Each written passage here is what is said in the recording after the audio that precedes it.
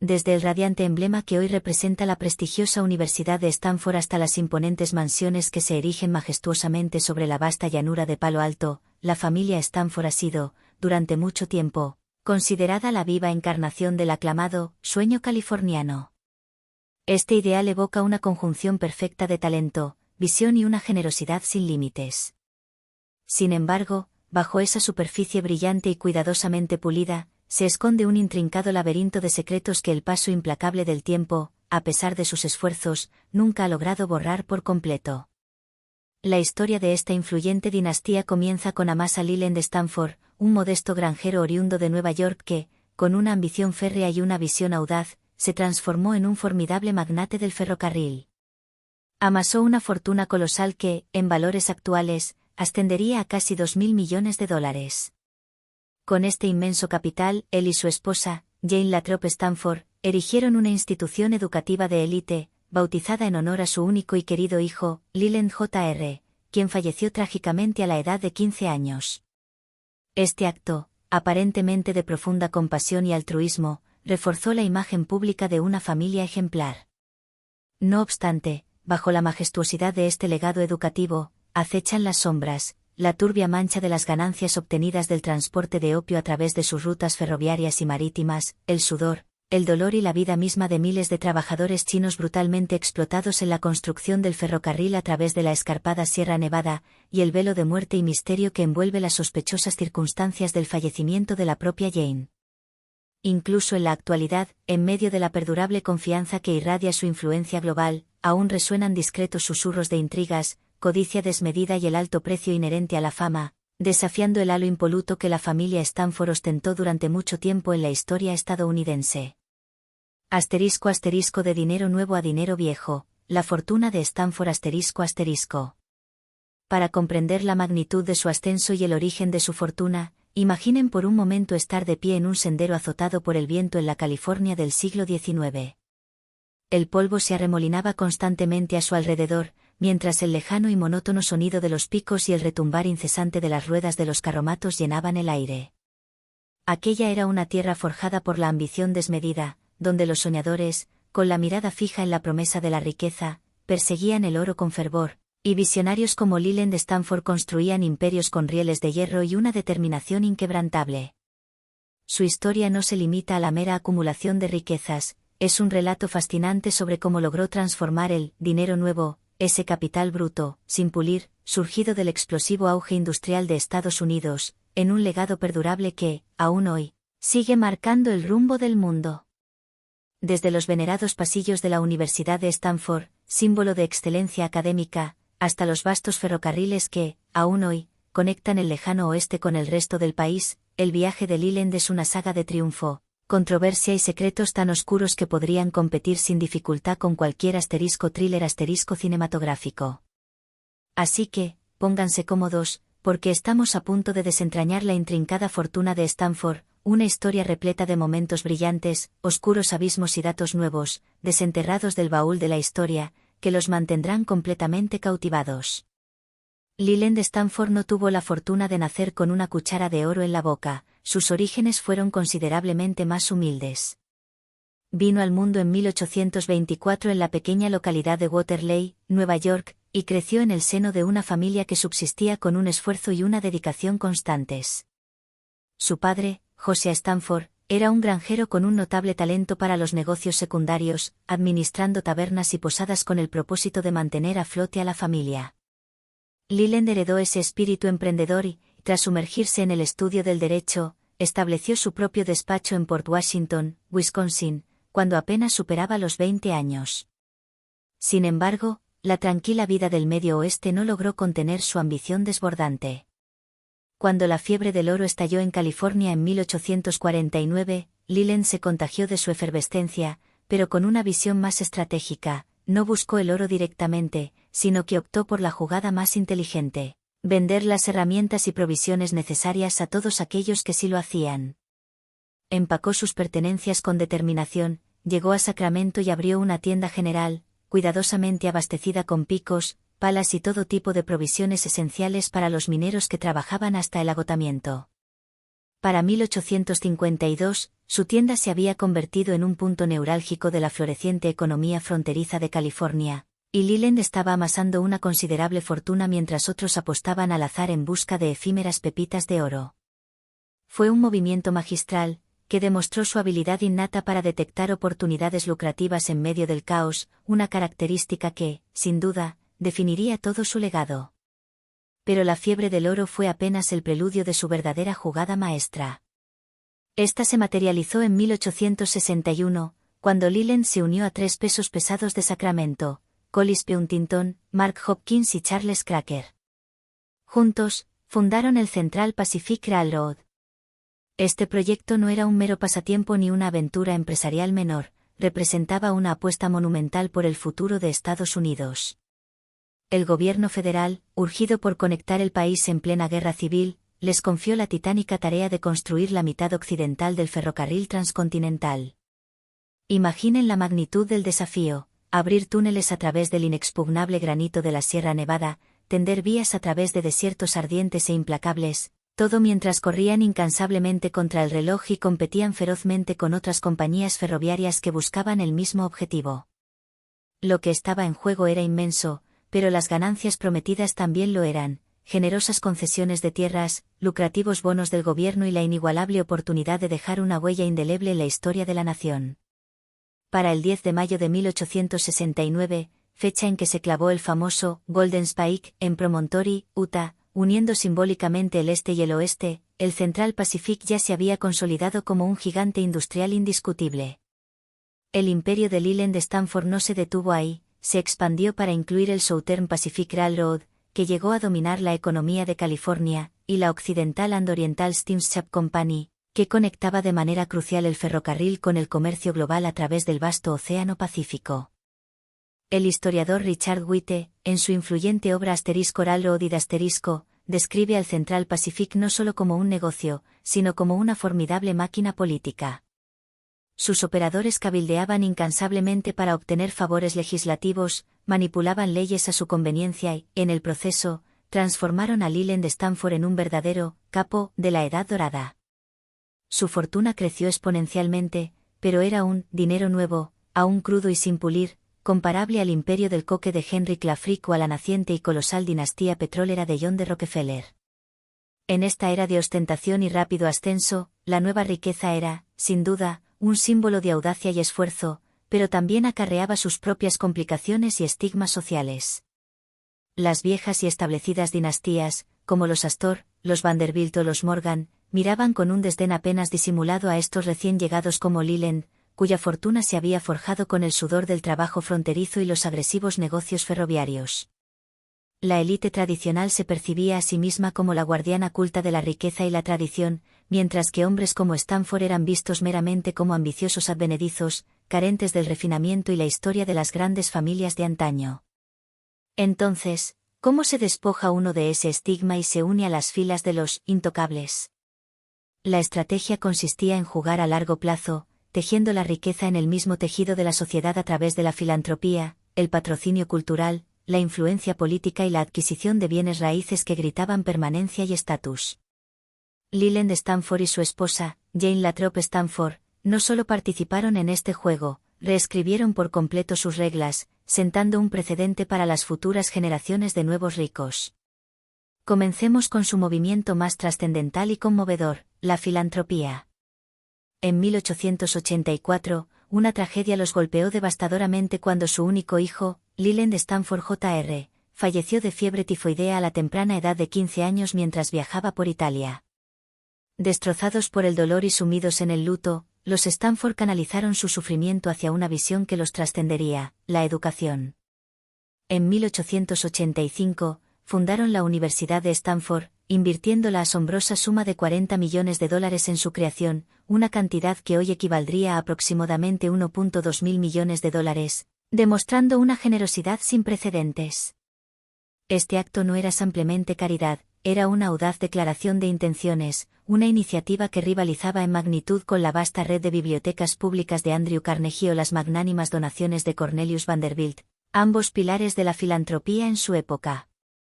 Erigida sobre su extensa granja de ganado en Palo Alto, los arcos de arenisca de la universidad, sus techos de tejas rojas y sus amplios patios constituían, de hecho, una emotiva carta de amor a su hijo fallecido y una audaz declaración de su propia inmortalidad. Bajo la dirección de su primer presidente, David Starr Jordan, un científico talentoso con una habilidad innata para la creación y gestión de instituciones, Stanford se transformó rápidamente en una potencia académica de renombre mundial. Hoy en día, su dotación supera los $36.000 millones, según Forbes y ha servido de base fundamental para financiar a gigantes de Silicon Valley como Google, Cisco y una innumerable cantidad de startups. Los Stanford no solo donaron dinero, sentaron las bases para una innovación y un desarrollo que siguen marcando el futuro de la tecnología y la sociedad global. La filantropía sentó las bases de su prestigio público, pero la familia también movilizó su fortuna para apoyar la cultura, cultivando una imagen de elegancia que rivalizaba con la de la aristocracia europea. El mausoleo Stanford, por ejemplo, es un impresionante monumento de mármol erigido en honor a su hijo en el campus de la universidad, rodeado por un frondoso arboreto repleto de plantas exóticas procedentes de Australia, Asia y otras latitudes lejanas. Este no era un simple jardín botánico, era una ostentosa muestra de grandeza que reflejaba la opulencia del castillo Earst de William Randolph Hearst o la majestuosa mansión Beatle de Henry Flagler en Palm Beach, verdaderos símbolos de la riqueza y el poder de la época. El arboreto, con sus altísimos eucaliptos y sus raras especies de cactus, se inspiraba directamente en las fincas botánicas de la familia Cavendish en Inglaterra, cuya Chatsworth House establecía el estándar de lujo aristocrático y refinamiento paisajístico. Según los archivos de la Universidad de Stanford, el arboreto era la pasión personal de Jane, un vibrante homenaje vivo a su hijo que, además, funcionaba como un importante punto cultural y de investigación. Incluso el hermano de Leland, Thomas Belton Stanford, se involucró en asuntos que, aunque curiosos, contribuían a la imagen familiar, financió investigaciones psíquicas y estudios espiritualistas en Australia, una afición peculiar que demostraba que las ambiciones de la familia trascendían el mundo meramente material y se adentraban en lo esotérico. Estos esfuerzos no eran únicamente por la apariencia superficial, buscaban demostrar que los Stanford no solo poseían riqueza, sino también una profunda cultura, un refinamiento intelectual y un legado que igualaba a lo mejor del viejo mundo y sus tradiciones. La política fue otro campo donde Leland Stanford exhibió su formidable poder y astucia. No solo construía ferrocarriles, construía influencia política.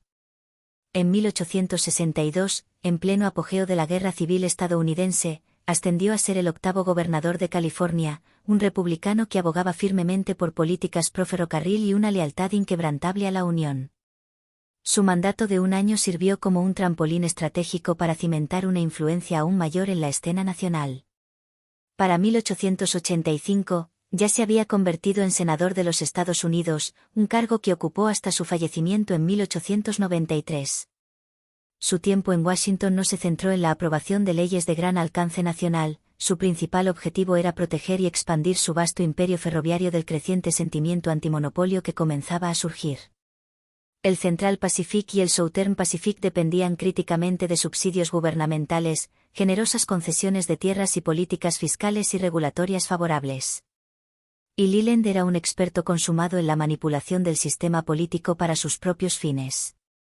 El historiador Norman Tudor señala que el papel de Stanford en el Senado le confería un poder análogo al de dinastías europeas como los Habsburgo, quienes utilizaban los cargos políticos como un medio para asegurar y expandir su riqueza dinástica.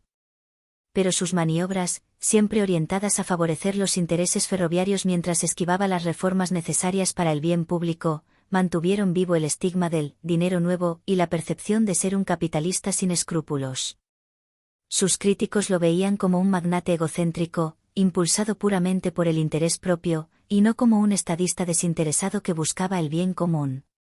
Y esa imagen, lamentablemente, persiguió su legado hasta el final de sus días. Los bienes raíces fueron la pieza final de este complejo rompecabezas estratégico para la familia Stanford.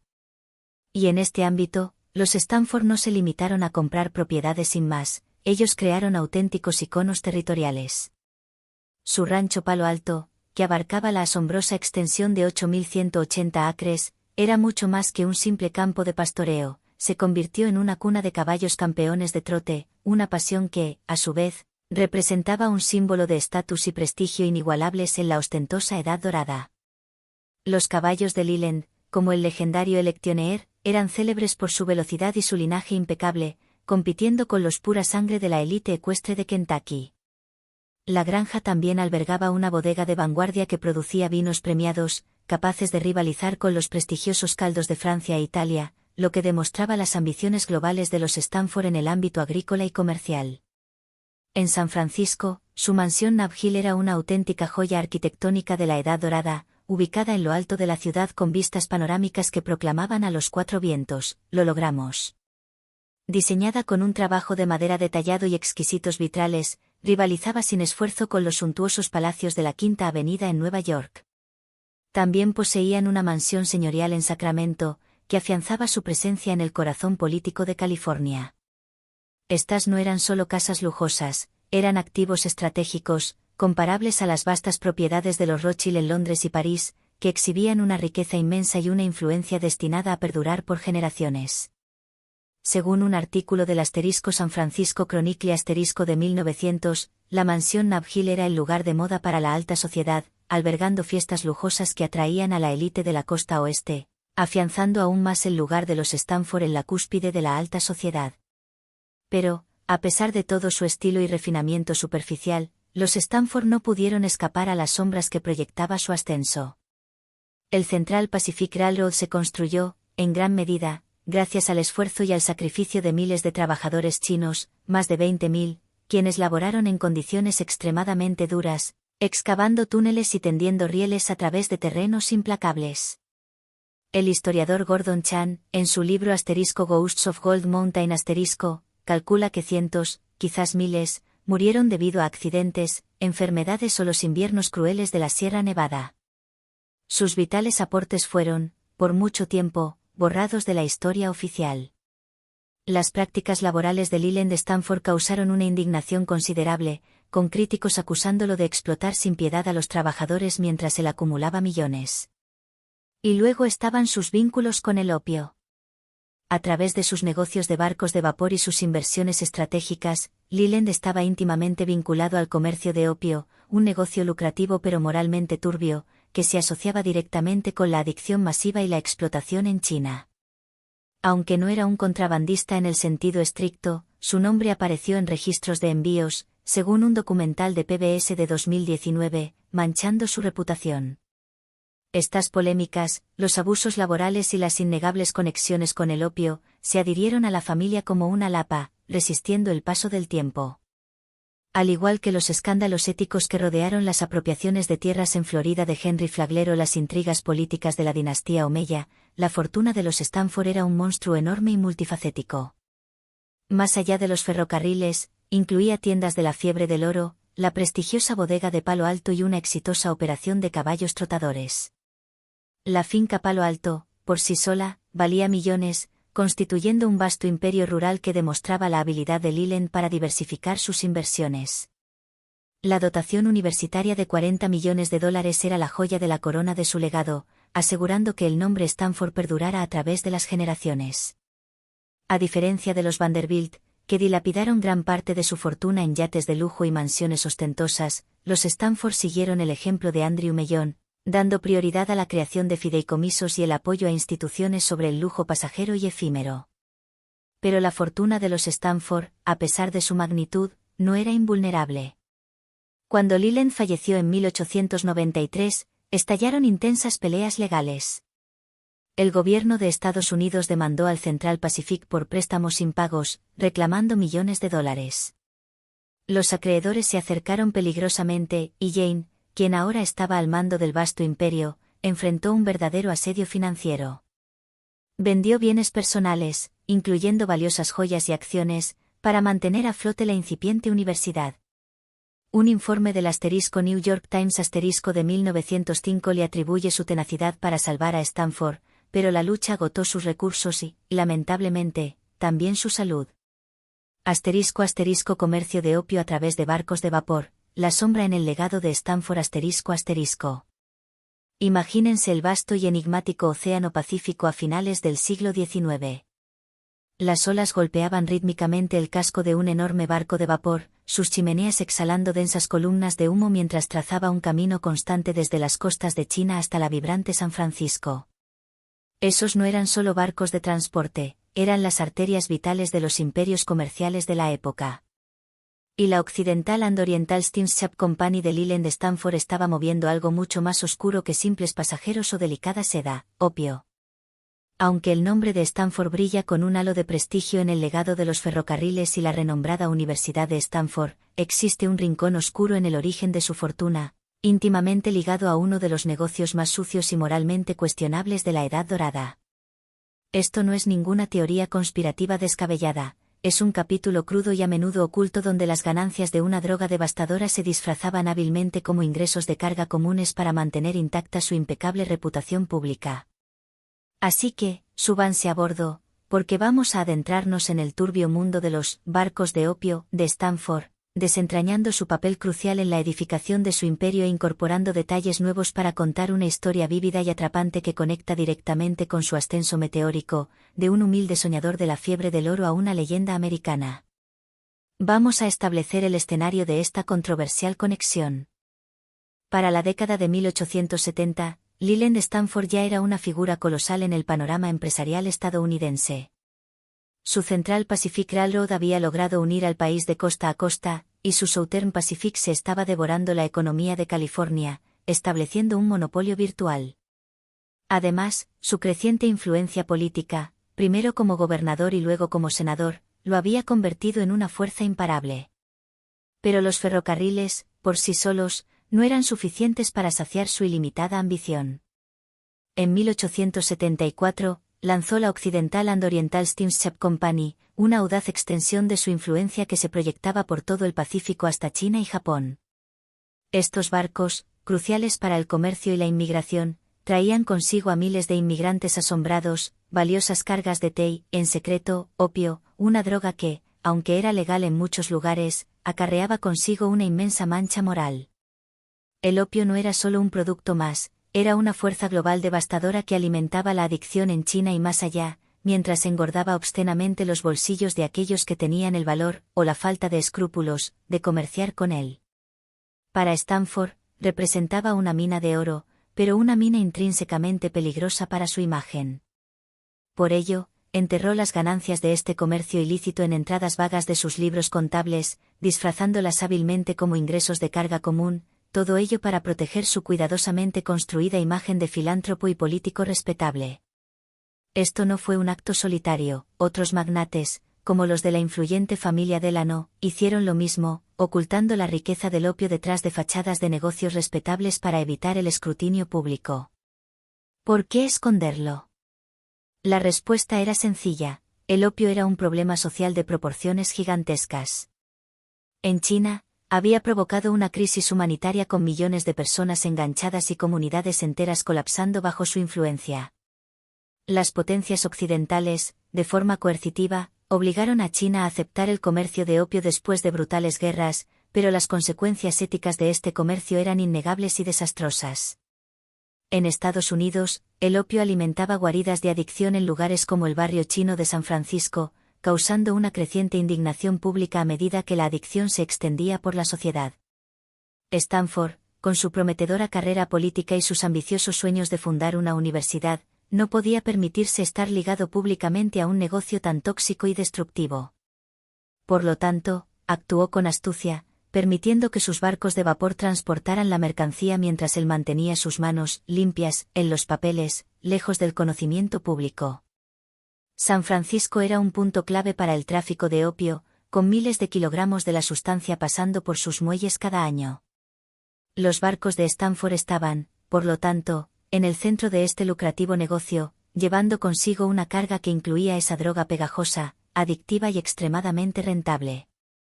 Esto no era dinero de bolsillo, el opio podía generar más ganancias que la seda o las especias combinadas.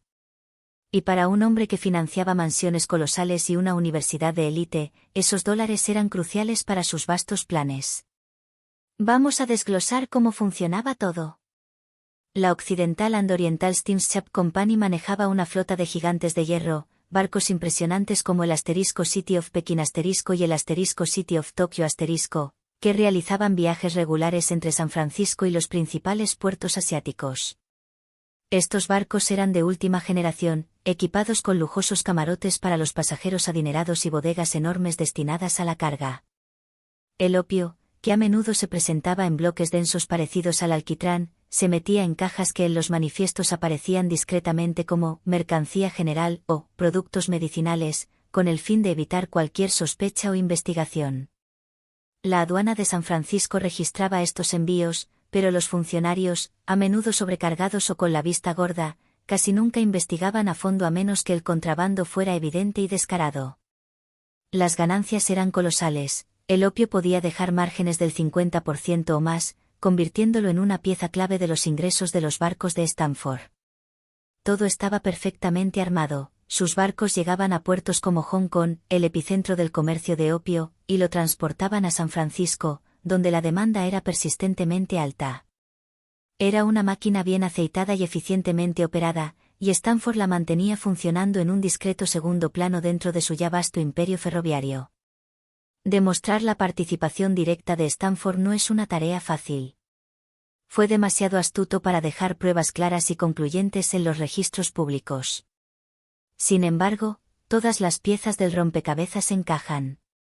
Las rutas de sus barcos de vapor coincidían estratégicamente con las principales rutas del opio, conectando los centros de suministro más importantes con la costa oeste de Estados Unidos. Las ganancias de la empresa por carga variada eran sospechosamente altas, superando con creces los márgenes normales para fletes generales.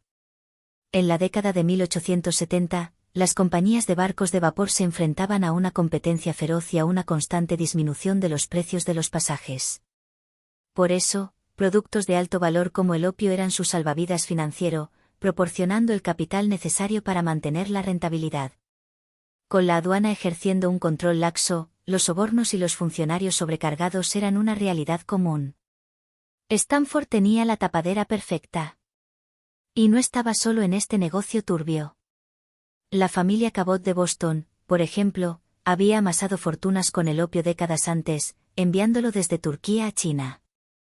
John Jacob Astor también estuvo involucrado en este comercio antes de pasarse al lucrativo negocio inmobiliario. Incluso la influyente familia Morgan tenía negocios de barcos relacionados con el opio. La incursión de Stanford en este comercio llegó tarde, pero fue astuta, utilizando la velocidad y el tamaño de sus barcos de vapor para sacar provecho antes de que la opinión pública impusiera más restricciones legales y morales. Para 1908, cuando su empresa de vapores cerró, el opio ya enfrentaba nuevas prohibiciones en Estados Unidos, y los herederos de Stanford se habían volcado hacia legados más limpios, como la universidad, buscando borrar cualquier rastro de este oscuro capítulo. ¿Era Stanford un contrabandista en el sentido estricto de la palabra? No tanto. Algunos comentarios en Internet lo pintan como un capo de la droga, pero eso es una exageración que no se corresponde con la realidad legal de la época. El opio era legal en Estados Unidos durante su periodo de actividad comercial. Así que no estaba violando leyes, sino más bien la ética y la moral de una sociedad en evolución. Su delito fue lucrarse enormemente con un negocio que arruinaba vidas y luego ocultarlo meticulosamente para mantener la apariencia de un santo filántropo. Pruebas contundentes, como un manifiesto con su nombre explícitamente junto al opio, son extremadamente escasas, lo que encaja con la mentalidad de la era dorada. Los magnates eran expertos en borrar sus huellas y operar desde las sombras. Aún así, las pruebas circunstanciales son claras. Sus barcos, sus rutas comerciales y las sospechosas ganancias obtenidas apuntan directamente al opio como una pieza clave en la construcción de su vasta fortuna. Afirmar que estos eran los barcos de opio que financiaron a Stanford, captura con precisión la esencia de esta historia. Es un relato de ambición desenfrenada envuelta en una densa niebla moral, donde la línea entre negocio legítimo y explotación despiadada se vuelve irremediablemente borrosa. Este oscuro capítulo está profundamente ligado a la historia más amplia de Stanford. Esos beneficios del opio, aunque cuidadosamente escondidos, contribuyeron de manera significativa a financiar la dotación inicial de $40 millones para la Universidad de Stanford. Esta institución, hoy un pilar de la excelencia académica, fue fundamental en la misión de Leland y Jane de convertir el dinero nuevo y, a veces, sucio en prestigio eterno y duradero. Las majestuosas arcadas de la universidad y su alcance global deben mucho a esos viajes transpacíficos. Así como el Central Pacific Railroad dependía del trabajo extenuante de los inmigrantes chinos, el comercio de opio también explica cómo la fortuna de Stanford logró mantenerse firme a pesar de las intensas batallas legales que surgieron tras su muerte en 1893. Esos ingresos del transporte ilícito eran un colchón financiero crucial, al igual que las generosas concesiones de tierras que impulsaban sus ferrocarriles. Pero la oscuridad intrínseca de ese comercio alimentó la reputación de dinero nuevo y poco escrupuloso que quedó adherida a la familia. Incluso con sus grandes gestos filantrópicos, como la construcción del imponente mausoleo y el frondoso arboreto de Stanford, los barcos de vapor hicieron más que solo transportar opio, ellos, de hecho, moldearon el oeste. Trajeron a miles de inmigrantes chinos a California, muchos de los cuales trabajaron incansablemente en los ferrocarriles de Stanford o se establecieron en comunidades en crecimiento, contribuyendo vitalmente al desarrollo de la región. A pesar de enfrentar un racismo brutal y una discriminación generalizada, estos inmigrantes ayudaron a construir la economía y la cultura vibrante de California. El City of Pekin y sus barcos hermanos eran como una tabla de salvación, transportando personas y mercancías que transformaron ciudades como San Francisco. Para Stanford, los pasajeros eran solo un extra, la verdadera mina de oro era el opio, que financiaba en secreto su vasta granja de ganado en Palo Alto, su opulenta mansión en Nob Hill y su prometedora bodega. Esos barcos eran su puente hacia la riqueza mundial, conectando su imperio ferroviario con los mercados globales más lucrativos. A medida que llegaron los años 90 del siglo XIX, los días de la impunidad en el comercio de opio estaban contados. La creciente indignación pública y la presión mundial, que culminaron en eventos internacionales como la Conferencia del Opio de Shanghái de 1909, impulsaron firmemente las prohibiciones legales. Stanford, quien falleció en 1893, se libró de lo peor de la reacción social y legal. Su compañía de barcos de vapor cerró en 1908, justo cuando Estados Unidos comenzó a endurecer significativamente las leyes contra el opio no medicinal.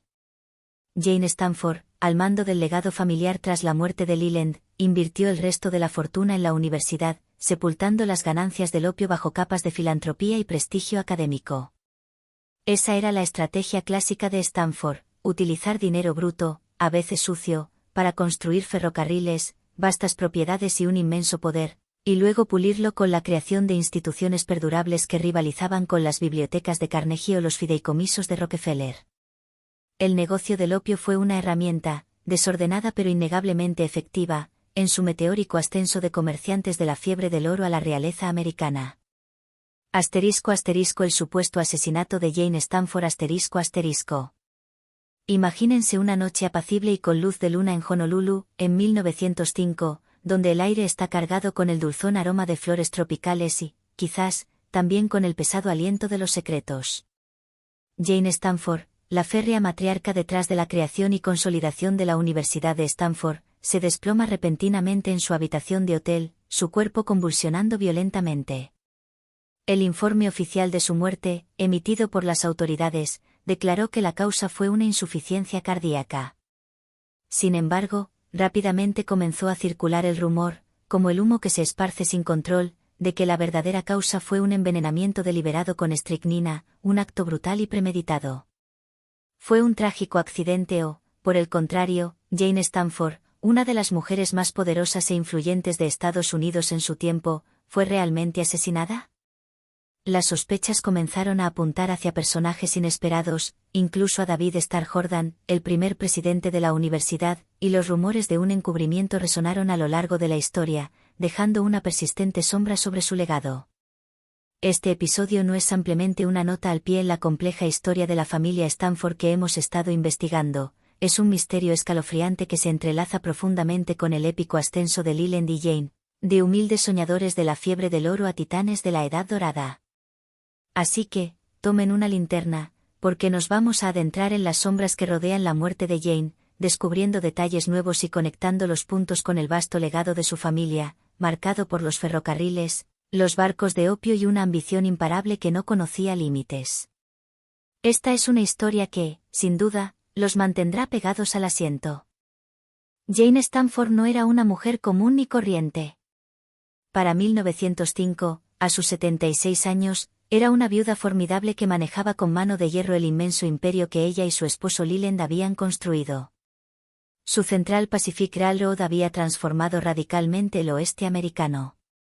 Sus barcos de vapor, aunque manchados por los rumores de su participación en el comercio de opio, habían sido una base crucial para su colosal fortuna. Y la Universidad de Stanford, nacida de las cenizas de la trágica muerte de su hijo, era, sin lugar a dudas, su mayor orgullo y su principal obsesión.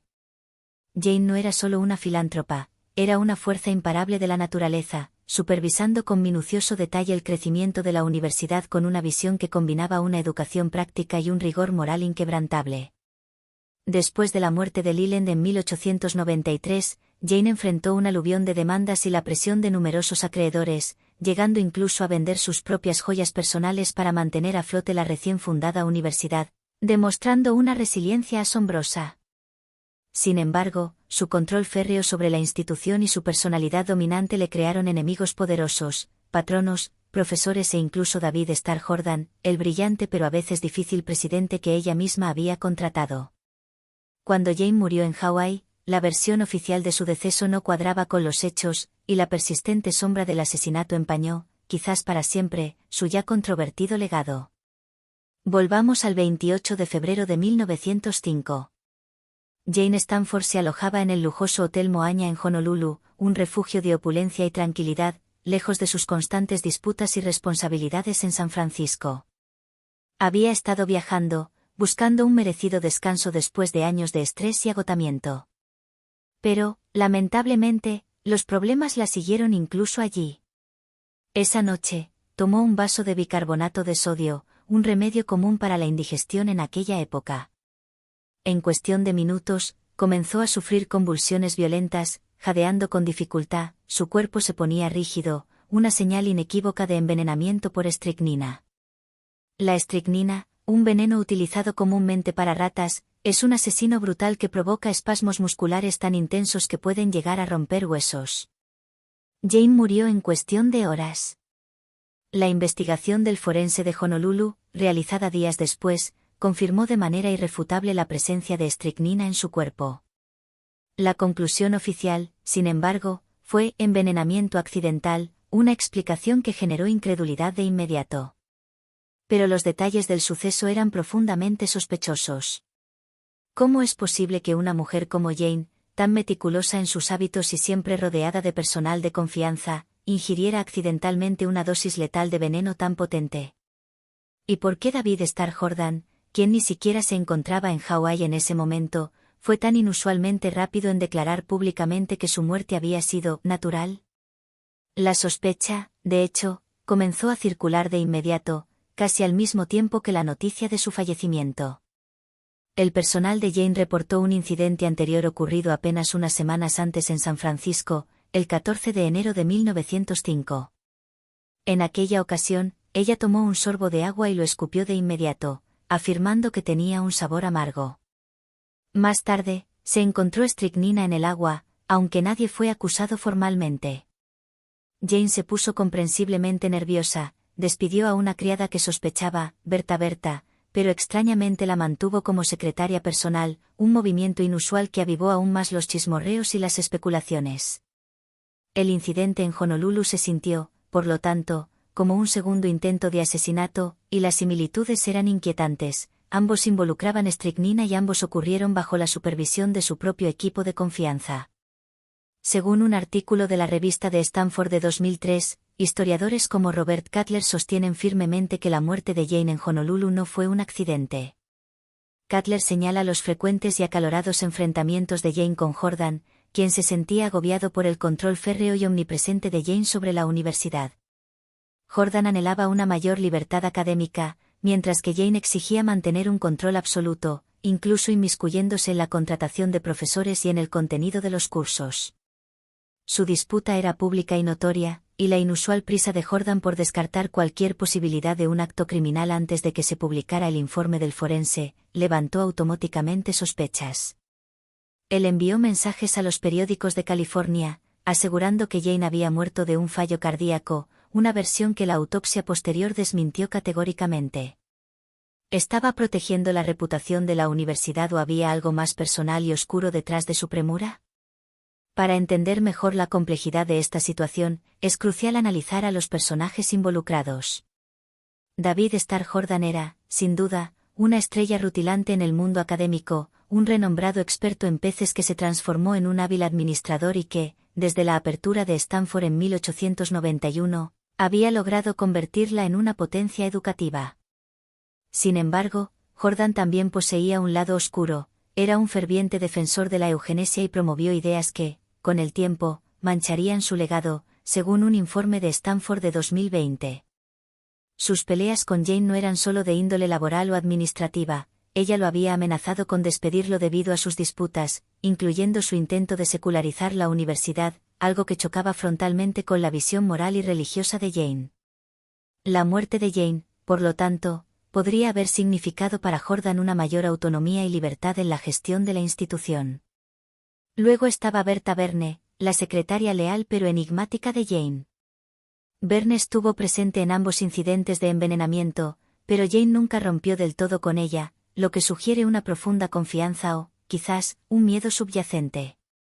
Otros empleados, como el mayordomo y el cocinero, tenían acceso a su comida y bebida, pero no salió a la luz ningún motivo claro que los incriminara.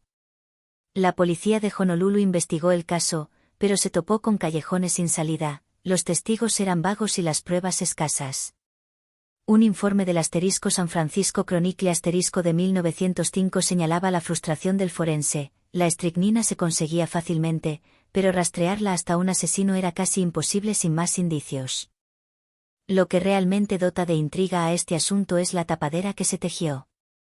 Que Jordan descartara la posibilidad de asesinato tan rápidamente no solo era inusual, sino que tenía un propósito muy claro. Contrató a un médico privado para que respaldara su afirmación de insuficiencia cardíaca, a pesar de que el forense había confirmado inequívocamente el envenenamiento.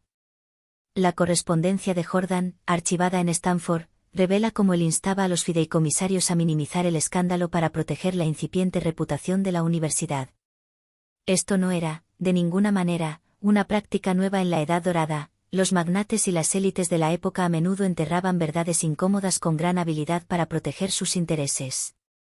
Piénsese en el caso de la esposa de Henry Flagler, Mary Lilly, cuya muerte en 1917 por un ataque al corazón desató rumores de una sobredosis de morfina que fueron silenciados meticulosamente para salvar el imperio petrolero de Flagler. O el escándalo del asesinato y suicidio de Edward Oeni en 1929, donde la muerte de su asistente fue ocultada para proteger su vasta fortuna petrolera y su imagen pública. El caso de Jane Stanford encaja perfectamente con este patrón, una figura poderosa muere de forma misteriosa, y sus aliados se apresuran a controlar la narrativa histórica. Algunos historiadores, como Richard Witte, sugieren que Jordan temía que la muerte de Jane frenara la financiación de Stanford, sobre todo porque su patrimonio aún estaba enredado en peleas legales por las deudas de Leland. Un escándalo de asesinato podría haber asustado a los donantes y manchado irrevocablemente el nombre de la escuela. Pero, ¿fue realmente un asesinato? La presencia de estricnina en el cuerpo de Jane es indiscutible, las pruebas de 1905 y los análisis posteriores lo confirmaron sin dejar lugar a dudas. Sin embargo, la idea de un envenenamiento accidental es difícil de creer. La estricnina no era una sustancia común que uno pudiera confundir fácilmente con azúcar, era un veneno controlado, utilizado frecuentemente para el control de plagas. El hecho de que se hubiera producido un intento de envenenamiento previo contra Jane, solo unas semanas antes, hace que un segundo accidente sea aún menos probable. Cutler y otros expertos se inclinan firmemente por la teoría del asesinato, señalando a los enemigos de Jane. El motivo de Jordan, el deseo de obtener un mayor control sobre Stanford, es convincente, pero sigue siendo solo circunstancial. El papel de Berta Berne es más confuso, no obtuvo ningún beneficio evidente de la muerte de Jane, pero fue la persona que estuvo más cerca de las escenas de ambos intentos de envenenamiento. Otra teoría, que salió a la luz en un artículo del Palo Alto Weekly en 2018, sugiere que los miembros del Consejo Universitario o algunos profesores, hartos del constante intervencionismo de Jane en todos los asuntos, podrían haber estado involucrados. Jane había alejado a muchos con su estilo dominante e intromisorio, llegando incluso a pelear por trivialidades como el arreglo paisajístico del campus. Pero no ha aparecido ninguna prueba clara, como una confesión o una carta comprometedora, que respalde estas acusaciones. Publicaciones sensacionalistas que hablan de una gran conspiración, como una sociedad secreta o un complot gubernamental, carecen de pruebas sólidas y más bien parecen cuentos de ficción. La verdad, probablemente, reside en algún pequeño rencor personal, pero la densa niebla de la historia hace que sea extremadamente difícil de aclarar. Lo que sucedió después fue un verdadero torbellino. La muerte de Jane no paralizó a la Universidad de Stanford, pero sí sacudió sus primeros años de existencia hasta lo más profundo. Jordan continuó como presidente hasta 1913, llevando la escuela a la fama a pesar de sus propias controversias, como sus vínculos con la eugenesia. Los directivos de la universidad se unieron y utilizaron la generosa donación de Jane para expandir el campus, asegurando su lugar como una potencia mundial en la educación superior. Pero los rumores de asesinato nunca desaparecieron por completo. Un libro de 2003, The Mysteries Death of Jane Stanford de Robert Cutler, sostiene que el caso se silenció deliberadamente para proteger la imagen de la universidad y su naciente prestigio. Al igual que las ganancias del opio de Leland se disfrazaban como ingresos de carga, la historia de Stanford, desde los ferrocarriles hasta los barcos de vapor, buscaba convertir la riqueza bruta y a veces cuestionable en un legado pulido y eterno. Y la muerte de Jane fue un obstáculo que no pudieron superar del todo, dejando una mancha persistente. Su mausoleo, un imponente tributo de mármol en el campus, sigue siendo un recordatorio tanto de su visión como de las preguntas sin respuesta que aún flotan en el aire. Este misterio está intrínsecamente ligado a la historia más amplia del Imperio Stanford. La muerte de Jane, al igual que los turbios negocios de los barcos de opio y los escándalos del ferrocarril, revela el alto costo de su meteórico ascenso. El Central Pacific de Leland se construyó sobre el trabajo explotado, y sus barcos de vapor que transportaban opio revelan un patrón claro: riqueza obtenida a cualquier costo. La filantropía de Jane, quien donó millones a la Universidad de Stanford, fue su forma de redimirse y de asegurar la inmortalidad del legado familiar. Pero su muerte sugiere que ni siquiera eso fue suficiente para escapar del pasado y de las sombras que lo perseguían. La universidad, con su vasto fondo de $36.000 millones y su inmensa influencia en Silicon Valley, tiene sus raíces en esos orígenes tan duros y complejos. El mausoleo y el arboreto, joyas culturales que hemos explorado en este documental, eran la pasión de Jane, sin embargo, quedan a la sombra de su final sin resolver. Su muerte, al igual que los abusos laborales o el comercio de opio, es una grieta en el pulido mito de Stanford, un recordatorio elocuente de que ningún legado, por grandioso que sea, es verdaderamente perfecto. *** La explotación laboral china, el costo humano del imperio ferroviario ***. Imagina las escarpadas cumbres de la Sierra Nevada en la década de 1860, donde el aire se impregna con el penetrante olor a pólvora y el sonido monótono de los martillos resuena incesantemente por los cañones rocosos. Este fue el campo de batalla del Central Pacific Railroad, un proyecto monumental que, aunque logró unir América de costa a costa, rompió la espalda y cobró la vida de miles de trabajadores chinos que lo hicieron posible. Bajo la supervisión de Leland Stanford, estos hombres laboraron en condiciones brutales, ganando considerablemente menos que sus compañeros blancos, y sus cuerpos, una vez exhaustos o fallecidos, eran enterrados en tumbas sin marcar, sus sacrificios silenciados deliberadamente para proteger las brillantes ganancias del ferrocarril y la reputación de sus constructores. Esto no es solo un detalle más en la historia de Stanford que hemos estado desvelando, es el inmenso costo humano de un imperio construido sobre rieles, enriquecido por barcos de opio y coronado con una universidad que lleva su nombre. Desde la fiebre del oro hasta la misteriosa muerte de Jane Stanford, la historia de los Stanford es un relato de ambición desmedida y sombras persistentes, y la explotación del trabajo chino es, sin duda, su capítulo más oscuro y desgarrador.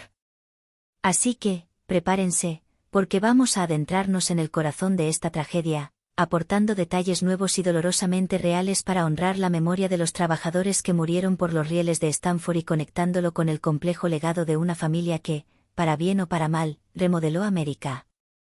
Vamos a poner el escenario de esta épica pero trágica empresa. En 1863, Leland Stanford y sus socios Collis Huntington, Mark Hopkins y Charles Cracker estaban enfrascados en una feroz competencia para construir la mitad occidental del ferrocarril transcontinental. Era una apuesta gigantesca, respaldada por generosas concesiones de tierras del gobierno y bonos lucrativos, con la promesa final de unir al país y transformar su geografía económica. Pero la Sierra Nevada era un verdadero monstruo geográfico, acantilados de granito imponentes, avalanchas impredecibles y crudos inviernos que podían congelar a un hombre hasta la muerte. Los trabajadores blancos, atraídos inicialmente por los altos salarios, a menudo renunciaban o exigían más dinero, volviéndose poco confiables para la magnitud del proyecto. Es ahí donde entran en escena los trabajadores chinos.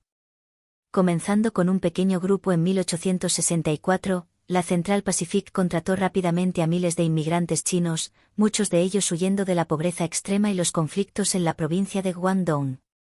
Para 1869, cuando se clavó el Golden Spike en Promontory, Utah, más de 12.000 trabajadores chinos habían construido las partes más duras y peligrosas del ferrocarril, tramos que exigían una resistencia sobrehumana.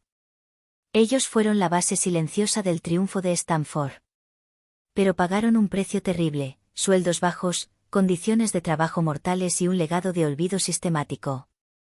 Todo esto, mientras Stanford minimizaba públicamente su sufrimiento para mantener intactas sus ganancias y su reputación, borrando su contribución de los anales de la historia. Las cifras por sí solas narran una historia oscura y desgarradora. Los trabajadores chinos ganaban $26 al mes, una suma notablemente inferior a los $35 que percibían sus compañeros blancos por realizar el mismo trabajo agotador y peligroso. A pesar de llevar a cabo las labores más extenuantes, cavando túneles en roca sólida, colgando de acantilados vertiginosos para colocar las vías y soportando inviernos crudos en tiendas de campaña endebles, su remuneración era ínfima. Cientos, y algunos historiadores estiman que incluso miles, murieron debido a explosiones de dinamita, avalanchas, enfermedades o el simple y total agotamiento físico. Un artículo de American Heritage de 2019 estima al menos 1.200 muertes confirmadas, aunque el número exacto sigue siendo confuso debido a que el ferrocarril llevaba registros pésimos y deliberadamente incompletos de las muertes de los trabajadores chinos. Stanford, como presidente de la Central Pacific, estaba al tanto del costo humano de su empresa, pero lo minimizaba públicamente, afirmando que el trabajo era seguro y que las pérdidas eran pocas. Esto no fue simplemente negligencia, fue una movida calculada para proteger la imagen y las inmensas ganancias del ferrocarril. Al igual que Henry Clay encubrió las muertes de trabajadores durante la huelga de Homestead en 1892, la Central Pacific era una máquina de hacer dinero que acumulaba millones gracias a las generosas concesiones de tierras y el lucrativo transporte de carga. Y Stanford no iba a permitir que las historias sobre el sufrimiento de los trabajadores frenaran su implacable avance hacia la riqueza. ¿Por qué se recurrió a trabajadores chinos en particular? La respuesta es multifacética y cruda: eran baratos, disciplinados y estaban desesperados por encontrar cualquier oportunidad de subsistencia. Muchos de ellos habían llegado a California durante la fiebre del oro, solo para encontrarse con un racismo institucionalizado y ser excluidos de las concesiones mineras más rentables. El ferrocarril se convirtió en su única tabla de salvación, aunque una muy dura y peligrosa. Charles Cracker, el hombre de confianza de Stanford y uno de los 4 grandes, elogiaba abiertamente su ética de trabajo, afirmando que superaban en eficiencia a los equipos blancos en las competiciones de excavación de túneles. Pero estos elogios, lamentablemente, no se traducían en respeto ni en un trato igualitario. Los trabajadores chinos estaban segregados, se les asignaban raciones escasas y se les negaban las protecciones básicas que se otorgaban a otros grupos. Un documental de PBS de 2017, Los chinos y el camino de hierro describe campamentos donde los trabajadores cocinaban arroz sobre fuegos abiertos, durmiendo en tiendas de lona rudimentarias mientras las tormentas de nieve arreciaban con furia. Avalanchas enteras sepultaron a equipos completos. Los disparos fallidos de dinamita dejaban a los hombres destrozados y mutilados. Un sobreviviente, Ungba, recordó años después cómo sacaba cuerpos de un túnel derrumbado, sin que sus nombres fueran siquiera anotados en los registros.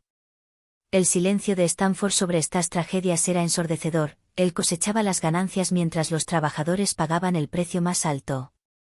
La explotación no era solo física, era una parte intrínseca del sistema.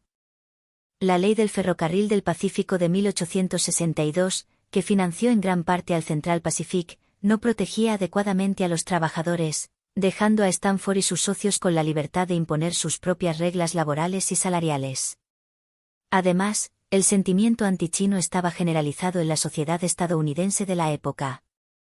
El propio Stanford apoyó la infame Ley de Exclusión China de 1882 como senador, a pesar de que gran parte de su fortuna y el éxito de su proyecto ferroviario se los debía directamente al trabajo de estos inmigrantes. Periódicos como el *Sacramento Union* alimentaban los prejuicios, llamando a los trabajadores chinos coolies y deshumanizando su labor, negándoles su dignidad.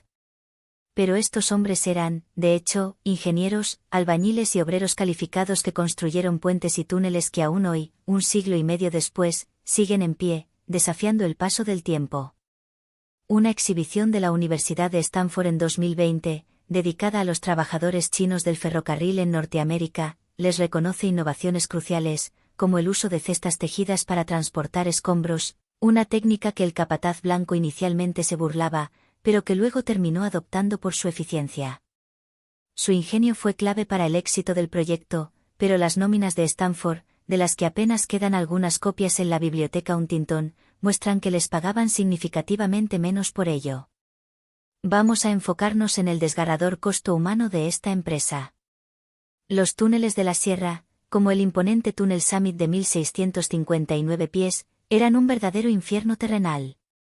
Los trabajadores excavaban la roca con taladros manuales, inhalando constantemente polvo de roca y vapores tóxicos de nitroglicerina. Las explosiones, a menudo mal calculadas, enterraban a los hombres vivos. Los pocos sobrevivientes arriesgaban enfermedades pulmonares crónicas o ceguera permanente debido a las pésimas condiciones. Los inviernos traían consigo avalanchas mortales, una en 1866 cobró la vida de decenas de trabajadores, cuyos cuerpos fueron encontrados meses después, desfigurados por el hielo y la nieve. Las enfermedades eran omnipresentes, la viruela y la disentería se propagaban sin control por los campamentos, sin una atención médica adecuada. Un artículo del New York Times de 2019 relata la conmovedora carta de un trabajador chino que, de contrabando, pedía medicinas a un misionero mientras su equipo moría lentamente de hambre y enfermedad. Estos hombres no eran solo números, tenían familias, sueños y nombres como Lee Sao Wong Fuk, aunque en los registros de la compañía casi siempre aparecían deshumanizados como Yon Chin Amen. La negativa de Stanford a reconocer sus muertes no fue solo insensible, borró deliberadamente su existencia de la narrativa histórica, asegurándose de que la historia del ferrocarril quedara limpia y brillante a los ojos del público. ¿Cómo justificó Leland Stanford estas acciones ante sí mismo o ante la sociedad? En realidad, no lo hizo de forma explícita, simplemente lo eludió. En público, alardeaba orgullosamente del avance del ferrocarril, posando para fotos en Promontory mientras los trabajadores chinos, los verdaderos constructores, eran excluidos de la ceremonia del Golden Spike. En privado, él y sus socios culpaban cínicamente los accidentes a la supuesta negligencia de los obreros, una táctica que también utilizó Jay Gould, cuyo siniestro imperio ferroviario aplastó sindicatos y pasó por alto la seguridad. Las cartas de Stanford que se conservan en la Universidad de Stanford muestran que él instruyó a sus capataces para que no hablaran sobre las bajas, con el objetivo de evitar la mala prensa. Esto fue una práctica similar a la del ferrocarril de Key West de Henry Flagler, donde cientos de trabajadores murieron en huracanes, pero Flagler lo presentó como un acto inevitable de la naturaleza. Para Stanford, el cálculo era sencillo. Los trabajadores muertos costaban menos que los titulares negativos que empañarían su reputación y sus ganancias. Las colosales ganancias del Central Pacific, que ascendieron a $100 millones en valores actuales para 1869, dependían directamente de ese silencio y esa explotación. Para entenderlo mejor, comparemos los abusos laborales de Stanford con los de sus colegas industriales de la época. Los ferrocarriles de Gould eran tristemente famosos por recortar salarios y romper huelgas con brutalidad, causando la muerte de decenas de personas en enfrentamientos como la Gran Huelga Ferroviaria de 1877. El ferrocarril de Flagler hacia Key West perdió a más de 200 trabajadores debido a tormentas y huracanes, sin que nadie asumiera responsabilidad alguna. La explotación de Stanford fue más sutil en su apariencia, pero igual de brutal en sus consecuencias: sueldos irrisorios, condiciones peligrosas y una indiferencia flagrante ante la muerte de seres humanos. A diferencia de las violentas represalias físicas de Gould, el arma principal de Stanford era el borrador, eliminando a los trabajadores chinos de los registros oficiales y de las celebraciones históricas. Un artículo del *Smithsonian* de 2018 señala que mientras los trabajadores blancos recibían pensiones o tierras, a los obreros chinos ampliamente se les pagaba su miseria y se les enviaba lejos, muchos regresando a China o sobreviviendo como podían en los precarios barrios chinos de California. Este descarte sistemático está ligado al patrón más amplio de Stanford de priorizar las ganancias por encima de las vidas humanas, ya sea con el trabajo en el ferrocarril o con los barcos de opio. La historia de los trabajadores chinos no terminó en 1869. Muchos se quedaron en California, construyendo comunidades vibrantes a pesar de la violencia y la exclusión que enfrentaban. Tendieron las vías para el Southern Pacific de Stanford, trabajaron incansablemente en su bodega de Palo Alto y contribuyeron a dar forma al Chinatown de San Francisco. Sus descendientes han luchado incansablemente por ser reconocidos, lo que ha llevado a proyectos importantes como el Chinese Railroad Workers Project de Stanford en 2019, que sacó a la luz historias orales y artefactos perdidos. Un informe de NPR de 2021 destaca un memorial en Promontory, inaugurado en 2019, que finalmente honra a los trabajadores que Stanford ignoró por completo. Estos esfuerzos han recuperado su legado, pero las heridas persisten. Hay tumbas sin marcar por toda la sierra y nunca hubo una nómina del Central Pacific que pagara compensación alguna a las familias de los fallecidos. Esta tragedia forma parte, sin duda, de los capítulos más oscuros y dolorosos de la historia de Stanford.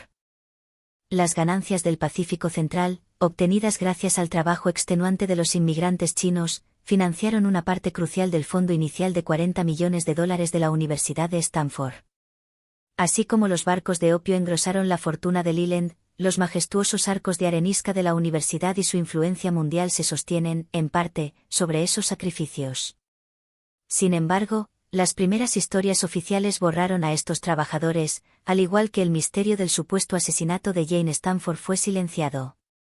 Las prácticas laborales de Leland reflejan la misma ética que su comercio de opio. Ambos explotaban a grupos vulnerables mientras él se presentaba públicamente con aires de filántropo. La finca de Palo Alto, la mansión Nab Hill y el arboreto, símbolos de las aspiraciones de vieja riqueza de Stanford, se construyeron indirectamente con el sudor y la sangre de los chinos. La muerte de Jane, posiblemente a manos de quienes resentían su control, refleja el resentimiento que estos trabajadores podrían haber sentido, aunque no tenían una forma efectiva de actuar. ¿Qué impulsó esta explotación despiadada? La codicia y la ambición desenfrenadas. El ferrocarril transcontinental fue una carrera contra la Union Pacific, con concesiones de tierras ligadas directamente a las millas construidas. Stanford recurrió a prácticas dudosas para ganar, y los trabajadores chinos eran la mano de obra más barata y disponible. El racismo facilitaba esta explotación, deshumanizándolos y justificando sueldos bajos y riesgos más altos. Un memorándum de 1867 del Central Pacific, citado en los archivos de Stanford, llamaba a los trabajadores chinos prescindibles, un escalofriante reconocimiento de que podían ser desechados sin remordimientos. No era maldad personal, sino un cálculo frío y despiadado. La misma lógica que permitió a Stanford lucrarse con el opio mientras apoyaba leyes antichinas. Su legado, los ferrocarriles, la universidad, las joyas culturales, tuvo un costo inmenso que otros pagaron. La resistencia de los trabajadores es el alma de esta historia. Hicieron huelga en 1867 pidiendo igualdad de salario, pero los obligaron a volver con tácticas de hambre y coerción. A pesar de las dificultades, construyeron refugios de nieve, cestas de mimbre para transportar escombros y cantaron canciones cantonesas para sobrevivir. Un artículo de la BBC de 2019 habla de un diario recuperado de un trabajador llamado Chuin, que expresa el orgullo de haber construido el ferrocarril de hierro. A pesar del sufrimiento, su trabajo no solo unió al país, sino que también sentó las bases para el auge industrial de Estados Unidos. Sin embargo, el silencio de Stanford hizo que su historia quedara enterrada, y solo salió a la luz décadas después gracias a la incansable labor de historiadores y sus propios descendientes. *** La obsesión oculta de Thomas Belton Stanford, espiritualismo y misterio ***. Ahora, enfoquemos nuestra atención en la figura de Thomas Belton Stanford, el enigmático hermano de Leland Stanford. Este hombre, tan profundamente inmerso en el mundo de lo oculto, llegó a financiar sesiones espiritistas y a recurrir a médiums en Australia, todo con el propósito de seguir la pista del fantasma de su sobrino, Leland Jr., fallecido prematuramente. Esto no es solo un dato curioso o una simple anécdota dentro de la rica y compleja historia de los Stanford que hemos estado explorando. Es, en realidad, un capítulo inquietante que se conecta de manera intrínseca con el vasto imperio familiar, edificado sobre ferrocarriles, barcos de opio y la explotación de trabajadores, y que se entrelaza también con la persistente sombra de la misteriosa muerte de Jane Stanford. La búsqueda oculta de Thomas por lo sobrenatural, una pasión que mantuvo cuidadosamente en secreto para evitar el desprecio público y la ridiculización social, influyó sutilmente en las inclinaciones espirituales de otros miembros de la familia y añadió una capa de misticismo y enigma a su ya complejo legado de la Edad Dorada. Thomas Belton Stanford, nacido en 1832 en Albany, Nueva York, fue uno de los 6 hermanos de Leland, una figura notablemente más tranquila y discreta dentro del deslumbrante y a menudo ruidoso círculo familiar. Mientras Leland construía el formidable ferrocarril central del Pacífico, obtenía ganancias de barcos de vapor ligados al comercio de opio y fundaba la Universidad de Stanford, Thomas optó por un camino distinto. Se unió a Leland en California durante la fiebre del oro, incursionando en negocios como el comercio y los bienes raíces. Sin embargo, su corazón no estaba verdaderamente en el ajetreo y la especulación de los negocios. Para la década de 1870, Thomas ya se había establecido en Melbourne, Australia, donde amasó una considerable fortuna gracias al comercio y las propiedades. Pero su verdadera pasión no era el dinero, era el mundo invisible, el reino de lo espiritual. Después de la trágica e inesperada muerte de Leland Stanford Jr., en 1884, Thomas se volcó hacia el espiritismo, un movimiento popular en aquella época que prometía la posibilidad de contacto con los difuntos. Él creía firmemente que podía comunicarse con el espíritu de su sobrino, y por ello no escatimó en pagar a médiums y organizar sesiones para intentar conectar ambos mundos. Según un artículo de la revista *Stanford* de 2003, Thomas gastó miles de dólares en estas prácticas, realizando sesiones en su propia mansión en Melbourne e incluso financiando investigaciones psíquicas en instituciones académicas como la Universidad de Melbourne. Sin embargo, mantuvo esta obsesión en estricto secreto, temiendo ser ridiculizado en una época en la que el espiritismo era a menudo considerado un mero truco de salón por los escépticos y la comunidad científica. El espiritismo era, de hecho, un arma de doble filo en la Era Dorada. Para algunos, representaba un consuelo inmenso, especialmente después de que la guerra civil dejara a millones de personas de luto. Para otros, era un escándalo ligado a charlatanes y excéntricos. Thomas, un empresario respetado con vínculos al influyente nombre Stanford, no podía permitirse que lo vieran como un chiflado. Su hermano Leland era senador y un prominente filántropo, y Jane estaba construyendo una universidad monumental para honrar a su hijo. Que se supieran las sesiones de espiritismo de Thomas podría haber avergonzado profundamente a la familia. Al igual que Ellen Gould, la hija de Jay Gould, ocultaba sus problemas de salud mental para proteger la imagen impecable de la dinastía ferroviaria, Thomas mantenía sus intereses espiritistas en reuniones privadas y a través de donaciones vagas, presentándolas como regalos de caridad para evitar cualquier investigación o escrutinio público. Esta discreción no era solo algo personal, también influyó en Jane Stanford, quien también se sumergió en el espiritismo buscando consuelo tras la muerte de Leland Jr.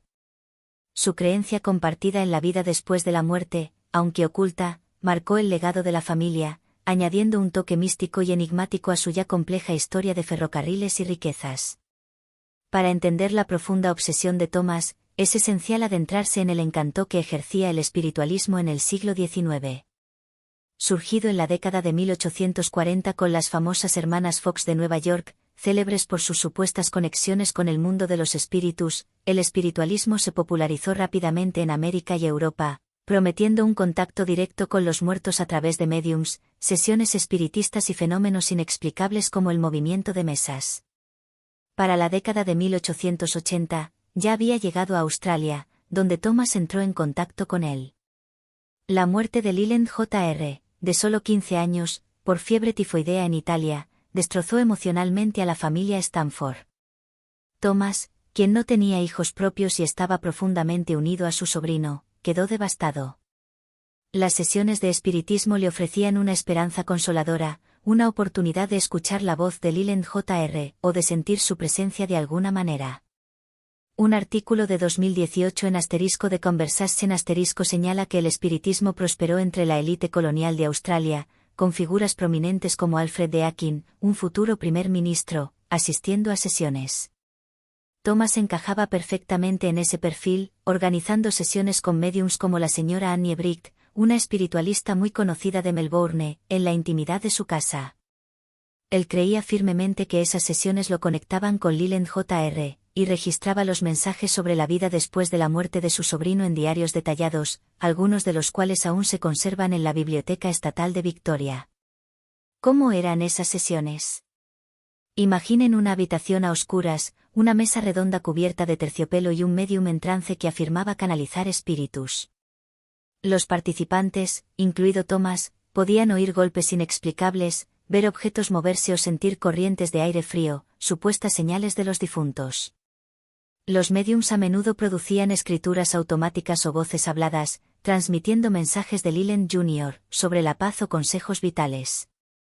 Thomas, un hombre metódico y de mente inquisitiva, se lo tomaba muy en serio y financió investigaciones para intentar demostrar que el espiritismo era un fenómeno real y verificable.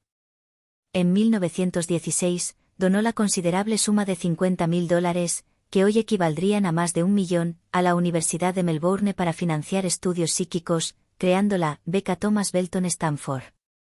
Un archivo de la Universidad de Melbourne de 2020 describe sus donaciones, que incluyen fotografías espiritistas y objetos de sesiones espiritistas, como intentos de mezclar la ciencia con lo sobrenatural, buscando una validación empírica. Pero los escépticos, como los del *Melbourne Argus *, lo descartaron como tonterías, obligando a Thomas a guardar su pasión en privado para no manchar su reputación como empresario. La conexión de Jane Stamford con el espiritismo hace que esta historia sea aún más profunda y fascinante. Después de la muerte de Leland Jr., Jane también buscó consuelo en mediums, creyendo que el espíritu de su hijo la guiaba desde el más allá. Una biografía de 2005, Jane Latrobe Stamford, Her Life and Legacy revela que ella consultaba a espiritistas en San Francisco y recibía mensajes de Leland Jr., que la instaban a fundar la universidad. Las cartas de Jane, archivadas en Stanford, apuntan a sesiones de espiritismo donde ella sentía la presencia de su hijo, lo que, según se dice, moldeó su visión sobre el tono moral y espiritual del campus. La influencia de Thomas es evidente, sus experimentos en Australia animaron a Jane a adentrarse en lo oculto, aunque ambos lo mantuvieron en estricto secreto. Esto refleja el patrón general de la familia Stamford, una apariencia pública impecable, y sombras privadas cuidadosamente ocultas. Así como Leland ocultaba las ganancias del opio como ingresos de carga y minimizaba las muertes de los trabajadores chinos, Thomas y Jane disfrazaban su espiritualismo para proteger la imagen de la familia como filántropos racionales y figuras respetables. Vamos a analizar el asunto de la ocultación. La discreción de Thomas no era solo por orgullo personal, era una estrategia deliberada. En la Australia de la década de 1890, el espiritismo estaba cada vez más cuestionado y desacreditado. Exposiciones públicas, como las del Sydney Morning Herald revelaban a médiums haciendo trucos con cables ocultos o cómplices. Thomas, consciente del riesgo para su reputación, organizaba sesiones espiritistas en la intimidad de su mansión privada de la calle Collins, invitando solo a miembros de la élite de confianza. Canalizaba dinero a causas espiritualistas mediante intermediarios como la Unión Espiritualista Victoriana para evitar vínculos directos con su nombre. Esto recordaba a otros encubrimientos de la Era Dorada. Poe Behearst, la madre de William Randolph Hearst, enfrentó rumores de vínculos masónicos, pero los desvió hábilmente para mantener intacta la imagen de su filantropía y su familia. Los Habsburgo, la poderosa dinastía real de Europa, ocultaron la supuesta locura de Juana de Castilla para mantener el poder y la legitimidad de su linaje. La discreción de Thomas aseguró que su espiritualismo no manchara el nombre de Stamford, sobre todo cuando la Universidad de Jane y Leland comenzó a alcanzar fama mundial. Aunque estaba oculto, el espiritualismo de Thomas dejó huellas visibles. Sus generosas donaciones en Melbourne financiaron las primeras investigaciones psíquicas, influyendo en figuras prominentes como William James, un psicólogo de Harvard que estudiaba seriamente lo sobrenatural. Un artículo de 2019 en el Journal of the History of the Behavioral Sciences atribuye las subvenciones de Thomas al avance de los estudios sobre la conciencia, aunque estos fueran considerados un tanto marginales en su época. En la Universidad de Stanford, las inclinaciones espirituales de Jane influyeron profundamente en la cultura inicial del campus. Ella insistía en la importancia de capillas y charlas morales, creyendo firmemente que el espíritu de Leland Jr. cuidaba la escuela y guiaba su destino. El mausoleo Stanford, un imponente tributo de mármol a su hijo, era la forma en que Jane reconocía la vida después de la muerte, con un diseño inspirado en ideales espiritualistas de conexión eterna, según un artículo del Stanford Daily de 2021. Las búsquedas ocultas de Thomas, aunque menos evidentes a simple vista, refuerzan la intención de la familia de trascender sus orígenes de dinero nuevo, conectando su vasta riqueza con algo trascendente y eterno. Para entenderlo mejor, comparemos el secretismo de Thomas con otras creencias ocultas o controversias de la época. Los supuestos vínculos masónicos de Poebe Hearst, relacionados con su filantropía esotérica, se minimizaban para evitar escándalos y mantener la apariencia de respetabilidad. La tapadera que hicieron los Habsburgos sobre la salud mental de Juana protegió la legitimidad de su dinastía y su poder político. El espiritismo de Thomas, aunque menos cargado políticamente, podía arruinar la imagen de la familia Stanford como industriales serios y racionales. A diferencia de las obras públicas de Hearst o el poder real de los Habsburgo, la obsesión de Thomas era profundamente personal, impulsada por el dolor y el luto por Leland Jr. Pero encajaba con la obsesión general de la era dorada por lo oculto y lo esotérico. Magnates como Andrew Carnegie se adentraban en el misticismo, e incluso la reina Victoria buscó médiums después de la muerte del príncipe Alberto, según un artículo de historia de la BBC de 2017. La búsqueda de Thomas era común en su época, pero la mantuvo oculta para evitar el duro juicio y el escepticismo de la sociedad de entonces. ¿Qué impulsaba la obsesión de Thomas? En gran medida, el dolor y una curiosidad insaciable. La muerte de Leland Jr. dejó un vacío inmenso en la familia, y el espiritismo le ofreció un salvavidas, una posible conexión con el ser querido perdido. Thomas, un soltero sin hijos, veía a su sobrino como un hijo sustituto, una figura central en su afecto. Su diario de Melbourne, citado en la Biblioteca Estatal de Victoria, describe visiones de Leland Jr., guiándolo hacia verdades más elevadas y conocimientos trascendentales. Pero Thomas no era un soñador ingenuo, él buscaba pruebas y financiaba experimentos con fotografía espiritual y telepatía, intentando validar científicamente lo que experimentaba. Un artículo de Atlas Obscura de 2015 sobre fotografía espiritista menciona la colección de imágenes fantasmales de Thomas, algunas mostrando figuras tenues que él creía eran espíritus. Su combinación de fe y escepticismo reflejaba la tensión de la época entre la ciencia y la religión, convirtiéndolo en un personaje complejo y fascinante en la historia de Stanford. La subasta secreta de joyas de Jane, salvando el legado familiar Ahora, adentrémonos en uno de los episodios más críticos y conmovedores de la saga Stanford, la subasta secreta de joyas de Jane. Jane Stanford, la férrea matriarca de la Universidad de Stanford, tomó una decisión extrema, vendió de manera discreta su inmensa colección de joyas, valorada en $500,000, una fortuna en esmeraldas, rubíes y oro, con el único propósito de salvar el legado de su difunto esposo de la ruina económica. Esto no fue una simple venta, fue un movimiento estratégico y profundamente secreto, mantenido en absoluto silencio para ocultar la desesperación que estaba consumiendo el vasto imperio Stanford tras la inesperada muerte de Leland. Esta historia no es solo una nota al pie en la saga que hemos estado explorando, es un capítulo clave que conecta intrínsecamente con los ferrocarriles, los barcos de opio, los trabajadores explotados, el posible asesinato de la propia Jane y las búsquedas ocultas de Thomas. La subasta de joyas de Jane fue una verdadera clase magistral de supervivencia en la despiadada era dorada, y estamos a punto de sumergirnos a fondo en esta brillante tapadera, incorporando detalles nuevos para mostrar que las joyas que Jane vendió en secreto forman parte esencial de la épica ascensión de la familia Stanford, de humildes soñadores de la fiebre del oro a verdaderas leyendas americanas. Para 1899, Jane Stanford era una viuda de poco más de 70 años, cargando sobre sus hombros el inmenso peso de un imperio al borde del colapso. Leland, que había fallecido en 1893, había dejado atrás el Central Pacific Railroad, la compañía occidental y oriental de vapores, manchada por su participación en el comercio de opio, y la recién fundada Universidad de Stanford, un monumento a su hijo, Leland Jr. Sin embargo, su muerte desencadenó una tormenta financiera sin precedentes. El gobierno de Estados Unidos demandó al Central Pacific por préstamos impagos, reclamando $15 millones, una suma que hoy equivaldría a más de 400 millones. Los acreedores se acercaban peligrosamente, y el vasto patrimonio de Leland, atrapado en complejas batallas legales, quedó completamente congelado. La Universidad de Stanford, que apenas tenía 8 años de existencia, estaba al borde del colapso financiero.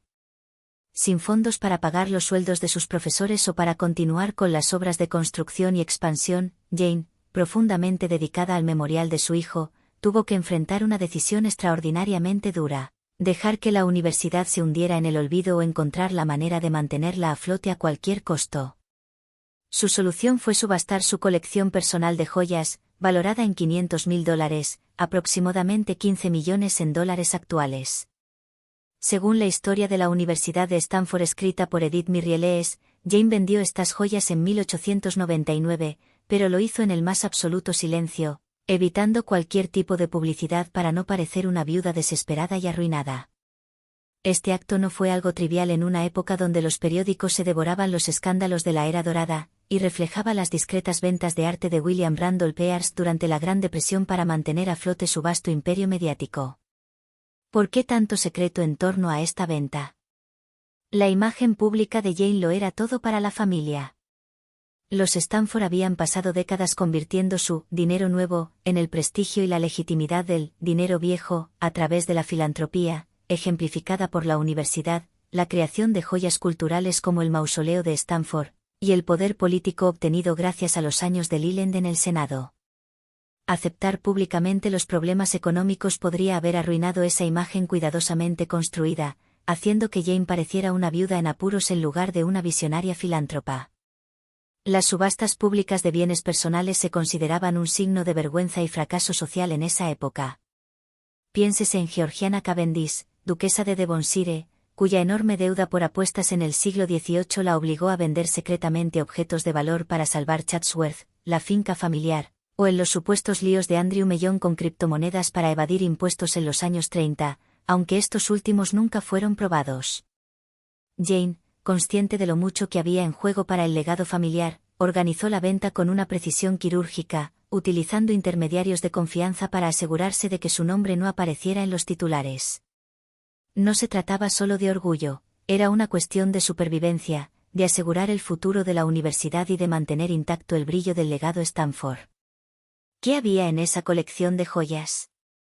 Imaginen un tesoro digno de reyes, una muestra deslumbrante de la opulencia de la era dorada. Las joyas de Jane incluían tiaras de diamantes resplandecientes, collares de esmeraldas de un verde intenso, broches de rubíes vibrantes y pulseras de oro macizo. Eran regalos que Leland le había hecho durante su ascenso social y económico, el botín de una época dorada de riqueza desmedida. Un recorte del asterisco San Francisco Chronicle asterisco de 1900 menciona una magnífica esmeralda peruana y un reloj incrustado de diamantes entre sus piezas más preciadas. Algunas de estas gemas provenían de joyeros europeos de renombre como Cartier y Tiffany. No eran simples chucherías, eran símbolos de estatus que se lucían en las grandiosas galas de Nob Hill y en las cenas políticas de Sacramento, afirmando la posición de la familia. Venderlas fue un golpe emocional muy duro para Jane, quien les tenía un cariño especial por su incalculable valor sentimental, pero no veía otra salida viable para salvar la universidad. La subasta, probablemente organizada por una firma discreta como Christie's o una casa local como Butterfield & Butterfield, fue un evento cerrado, con pujas de la élite de San Francisco y de coleccionistas adinerados de la costa este. Las actas de los fideicomisarios de la Universidad de Stanford, mencionadas en una exhibición de las bibliotecas de Stanford en 2018, confirman que Jane destinó las ganancias de cada pieza vendida directamente a la universidad para cubrir los sueldos del profesorado, las reparaciones necesarias del campus y la construcción de edificios nuevos, como el pabellón de química, garantizando así la continuidad de la institución. ¿Cómo logró Jane mantener todo en secreto? Era una experta consumada en el arte de la discreción. En lugar de hacer una venta pública que hubiera acaparado todos los titulares, utilizó canales privados, posiblemente a través de George Croters, fideicomisario de Stanford y un aliado fiel que se encargaba de sus asuntos legales. Croters, un abogado con extensos contactos en San Francisco, probablemente negoció con las casas de subastas para que la joyería se listara de forma anónima, una práctica común entre vendedores importantes que deseaban mantener un perfil bajo. Jane también confió en su red de amigos y contactos, personas adineradas como Phoebe Hearst, quien conocía bien cómo manejar tratos discretos sin levantar sospechas. En una biografía de 2005, Jane Lathrop Stanford, Her Life and Legacy se menciona que Jane insistía en que la venta se realizara, sin alboroto, y les pidió a los fideicomisarios que evitaran cualquier filtración en las juntas. Esto reflejaba lo que hacía Hearst en los años 30, cuando vendía sus obras maestras de Rembrandt y Goya por vías ocultas para no mostrar que tenía problemas económicos en medio de la depresión. Jane mantuvo un perfil bajo y discreto, mientras las columnas de chismorreos en San Francisco se enfocaban en los líos de otros magnates. Su subasta pasó casi desapercibida, apenas mencionada de manera vaga como «las joyas de una dama prominente». El contexto financiero en el que se desarrolló esta historia hace que sea aún más complicada y dramática. La herencia de Leland estaba completamente desorganizada y en riesgo en 1899. La demanda del gobierno, relacionada con préstamos del Central Pacific de los años 60, exigía el pago con intereses y amenazaba con embargar bienes cruciales como la finca Palo Alto Stock Farm y la mansión Nab Hill. Jane, como ejecutora del patrimonio, peleó el caso en la corte, argumentando que el servicio público de los ferrocarriles compensaba la deuda, pero los cuantiosos gastos legales y los fondos congelados la dejaron sin recursos.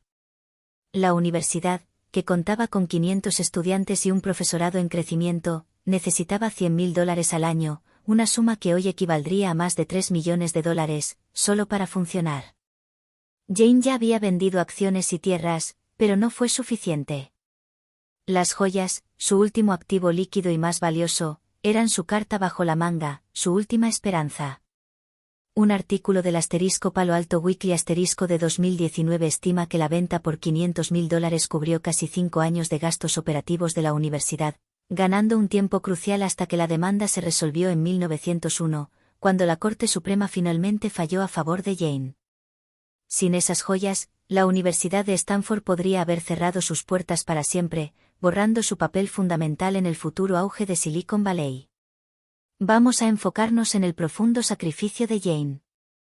Vender sus joyas no fue solo una transacción económica, fue un acto profundamente personal y doloroso. Cada pieza guardaba recuerdos entrañables de Leland, de su hijo, y del camino que habían recorrido juntos, de ser comerciantes en Sacramento a formar parte de la aristocracia de la era dorada.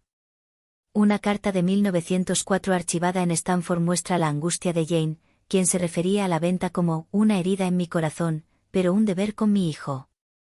Su devoción inquebrantable por la memoria de Leland Jr., visible en cada rincón de la universidad y en el majestuoso mausoleo, la impulsaba a tomar decisiones tan drásticas.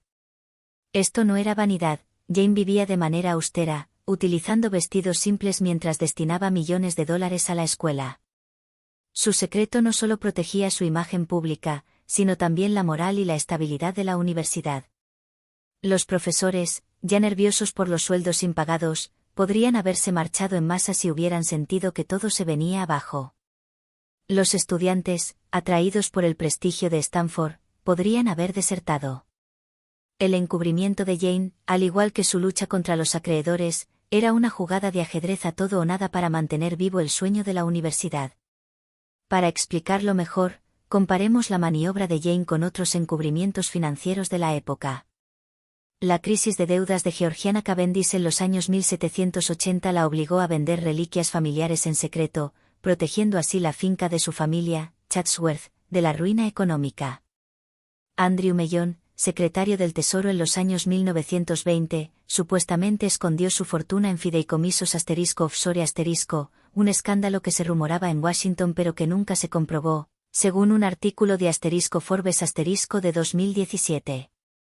La subasta de Jane fue menos turbia pero igual de estratégica, cuidando la dignidad del apellido Stanford. A diferencia del interés propio de Mellon o la imprudencia financiera de Georgiana, la motivación de Jane fue desinteresada, salvando un bien público de incalculable valor.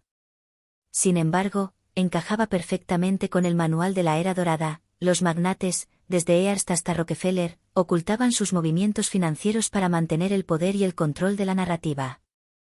La venta de joyas de Jane, aunque noble en su propósito, tenía ese aire de secreto calculado, tan típico de esa época. ¿Cómo se conecta esto con la historia más amplia de Stanford? La subasta de joyas fue un salvavidas providencial para la universidad. Así como las ganancias del opio de Leland y la riqueza ferroviaria basada en el trabajo chino financiaron su fondo inicial de $40 millones, el sacrificio de Jane aseguró que la escuela sobreviviera, allanando el camino para su actual fondo de $36.000 millones y su dominio en Silicon Valley. Pero el secretismo que rodeó esta venta reflejaba los lados más oscuros de la familia. Leland ocultaba los ingresos del opio como carga general, para evitar escándalos, minimizaba las muertes de los trabajadores para proteger las ganancias del ferrocarril, y apoyaba leyes antichinas a pesar de que su fortuna se la debía directamente al trabajo de ellos. Thomas Belton Stanford disimulaba su espiritualismo para no ser ridiculizado, influyendo en las inclinaciones ocultistas de Jane. El posible asesinato de Jane en 1905, con la presencia de estricnina y los susurros de encubrimiento, reflejaba el mismo instinto de controlar la historia y la percepción pública. La venta de joyas, aunque menos siniestra, fue otro de los secretos de los Stanford, una estrategia vital para proteger su brillante legado en medio del caos y la adversidad. ¿Qué motivó la decisión de Jane? Fundamentalmente, el deber y el amor. La muerte de Leland Jr. en 1884 dejó a Jane con una misión inquebrantable: construir una universidad para honrarlo.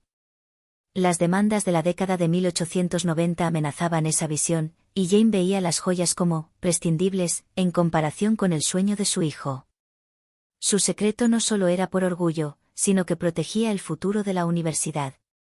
Un artículo de Stanford News de 2020 destaca su papel activo, desde elegir a los arquitectos del campus hasta financiar becas. Las ganancias de las subastas mantuvieron ese trabajo vivo, asegurando el ascenso de Stanford sobre rivales como Berkeley.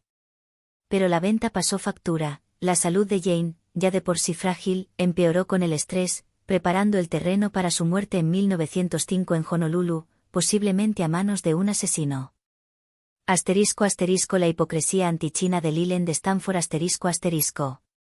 Imaginen un polvoriento escenario en Sacramento en 1862, donde Leland Stanford, recién nombrado gobernador de California, se apodera del podio y arremete ferozmente contra la inmigración china, animando a una multitud hambrienta de chivos expiatorios.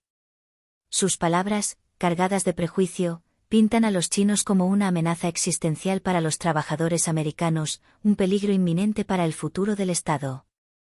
Sin embargo, a puerta cerrada, el vasto imperio de Stanford, sus ferrocarriles, su enorme rancho de Palo Alto, dependía crucialmente del trabajo incansable de las mismas personas que él públicamente criticaba. Esto no es solo un cambio de opinión típico de un político oportunista, es una clase magistral de hipocresía de la era dorada, una contradicción cuidadosamente oculta diseñada para mantener su estrella política brillando intensamente y asegurar su ascenso.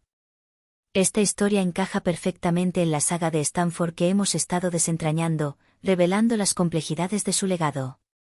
Ferrocarriles construidos con mano de obra china explotada, barcos de vapor manchados por el lucrativo comercio de opio, el sacrificio de las joyas de Jane, su posible asesinato y las apariciones fantasmales de Thomas. La postura antichina de Leland, mientras en privado se lucraba descaradamente con el trabajo de aquellos a quienes vilipendiaba, es un capítulo crudo y revelador en esta historia de ambición y sombras. En 1862, Leland Stanford tenía 38 años. Era un abogado de Nueva York que se había transformado en un magnate en California. No encontró oro en las minas, sino en el auge de la fiebre del oro en Sacramento, donde operaba una tienda que vendía picos y sueños a los mineros. Para ese entonces, ya era una estrella política en ascenso. Fue elegido gobernador como republicano en medio del caos y la polarización de la guerra civil. California era un polvorín social, los trabajadores blancos temían la competencia de los inmigrantes chinos que llegaban en masa desde la década de 1850, huyendo de la pobreza y los conflictos en la provincia de Guangdong y buscando trabajo en minas, granjas y tiendas. El sentimiento antichino estaba en su punto más álgido, alimentado por estereotipos racistas que los acusaban de quitar empleos a los trabajadores nativos. Stanford, captando astutamente el ambiente popular, se metió de lleno en la controversia. En su discurso inaugural de enero de 1862, calificó la inmigración china como un gran mal, pidiendo leyes para controlarla y proteger al trabajador americano. La multitud rugió en aprobación, y su postura lo hizo inmensamente popular entre los votantes blancos. Pero aquí reside la profunda hipocresía. Mientras pronunciaba este discurso, Stanford estaba contratando en secreto a miles de trabajadores chinos para su Central Pacific Railroad y su rancho en Palo Alto, confiando en su habilidad, diligencia y, sobre todo, en sus bajos salarios para construir su inmensa fortuna. Según American Disruptor de Roland D. Walt, esta contradicción no fue casualidad ni un descuido. Stanford la mantuvo cuidadosamente en silencio para preservar su apoyo político. Fue un movimiento que destila la esencia de la hipocresía de la época, comparable a la retórica anti-inmigrante de Andrew Carnegie mientras, simultáneamente, explotaba a los trabajadores de Europa del Este en sus acerías. ¿Por qué tanta hipocresía? La política era un juego brutal en la Edad Dorada, y Stanford jugaba para ganar a toda costa. Como gobernador, necesitaba desesperadamente los votos de los trabajadores blancos, especialmente de los mineros y los sindicalistas que veían a los trabajadores chinos como una amenaza directa a sus salarios y medios de vida. Criticar públicamente la inmigración china era la forma más segura de asegurarse ese apoyo, aunque eso significara traicionar a los mismos hombres que después excavarían los túneles para su ferrocarril y labrarían sus tierras. En privado, Stanford sabía perfectamente que los trabajadores chinos eran indispensables.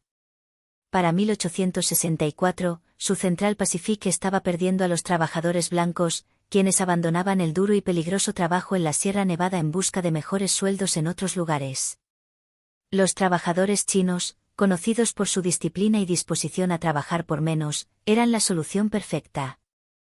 Más de 12.000 hombres chinos construyeron los tramos más difíciles y peligrosos del ferrocarril, ganando apenas $26 al mes frente a los $35 de los trabajadores blancos. Como ya hemos visto, en la granja de Palo Alto, los trabajadores chinos cuidaban los viñedos y criaban caballos campeones, ahorrándole a Stanford miles de dólares en costos de mano de obra.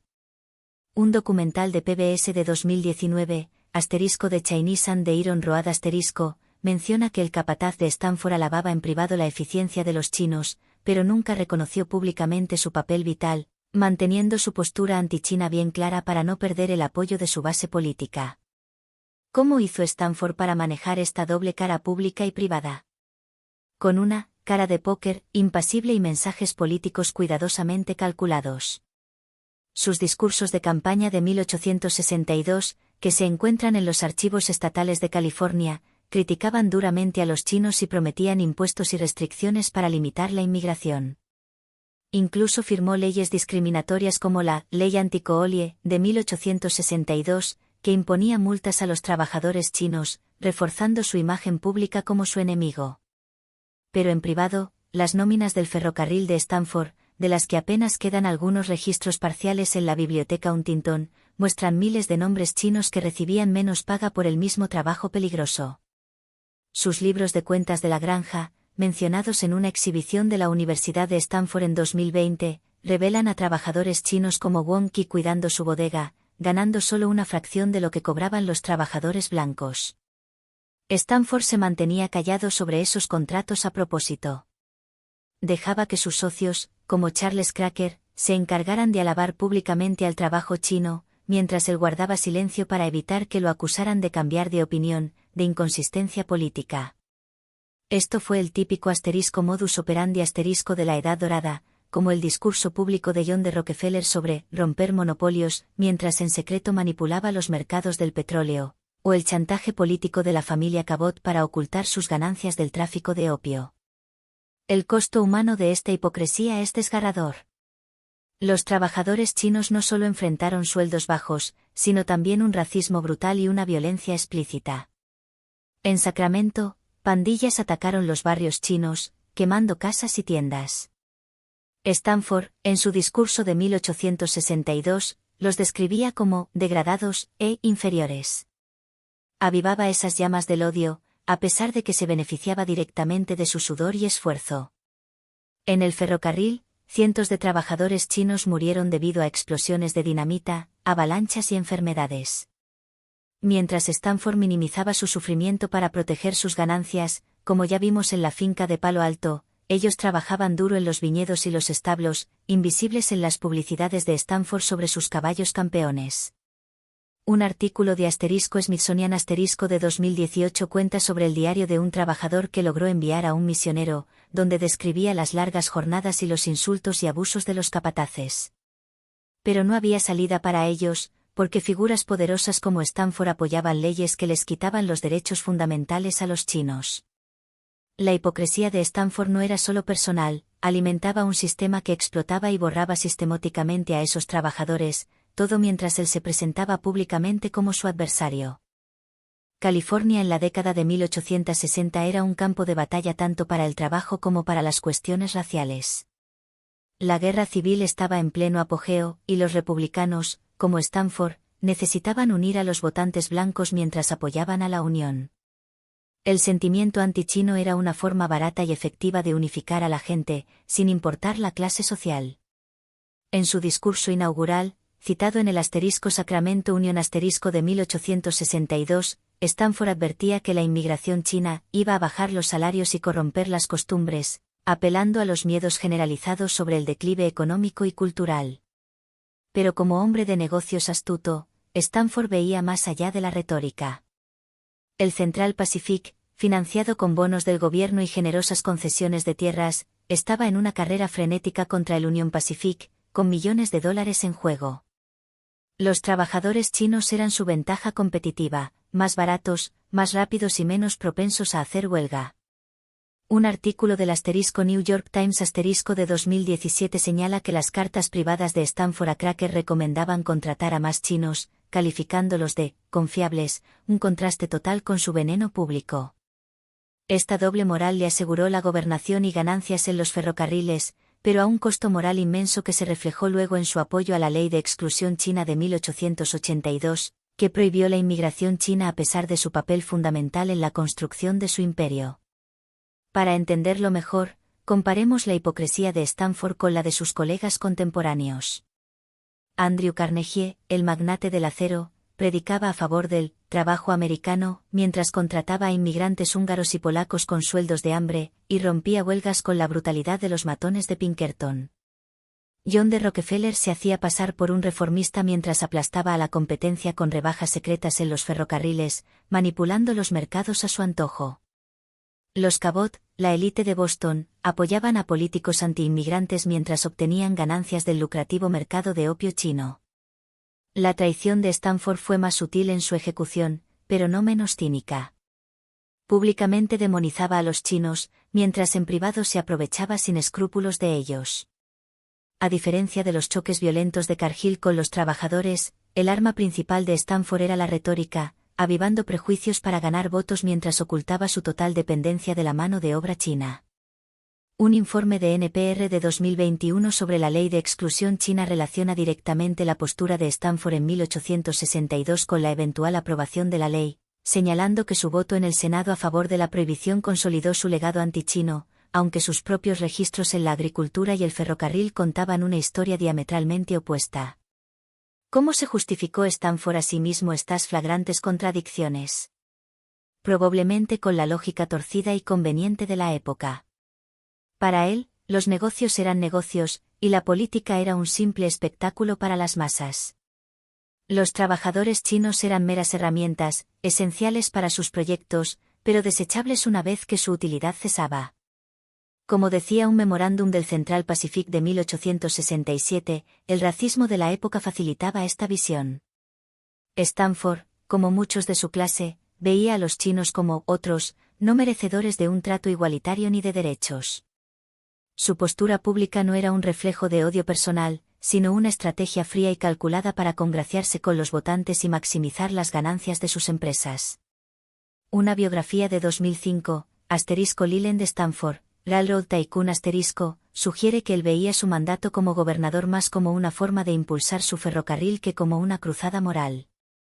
Pero su silencio sobre la crucial contribución de los chinos en la ceremonia del clavo de oro de 1869, donde fueron excluidos, lo dice todo. Se benefició descaradamente del trabajo que ellos hicieron, mientras permitía que el prejuicio borrara su papel en la historia. Una traición que duele hasta hoy. La perspectiva de los trabajadores chinos añade una profundidad desgarradora a esta narrativa. Muchos, como Lie Chu, cuyo diario de 1903 se conserva, llegaron a América buscando oportunidades, pero solo encontraron hostilidad y explotación. Construyeron los túneles más difíciles del ferrocarril, como el túnel Summit, colgados de acantilados en canastas tejidas, una labor de alto riesgo. También trabajaron incansablemente en la finca de Stanford, podando las vides que producían vinos premiados, contribuyendo a la prosperidad de su empleador. Un artículo de la BBC de 2019 cita la carta de un trabajador que expresaba elocuentemente su dolor: nosotros construimos su mundo, pero ellos nos escupen.